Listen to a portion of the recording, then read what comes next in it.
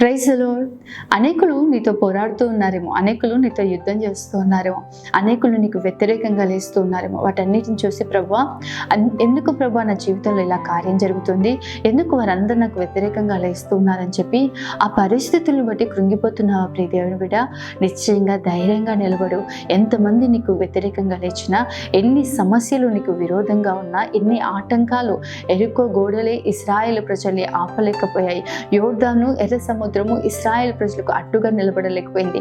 అట్టి రీతిగానే ఈరోజు నీకు ఎన్ని ప్రతికూలమైన పరిస్థితులున్నా ప్రభు ఈరోజు నీతో వాగ్దానం చేస్తున్నాడు. ఇర్మియా గ్రంథం 1వ అధ్యాయము 19వ వచనం చూసినట్లయితే, వారు నీతో యుద్ధము చేయుదురు గాని విడిపించుటకు నేను నీకు తోడై ఉన్నందున వారు నీ పైన విజయం పొందచాలరు అని. నిశ్చయంగా ప్రియ దేవుని బిడ్డ, అనేకులు నీ మీదకి లేస్తారు, కానీ దేవుడు నీకు తోడై ఉన్నందున ఏ సమస్య, ఏ పరిస్థితి, లేకపోతే ఎవ్వరు కూడా నీ మీద జయాన్ని పొందుకోలేదు.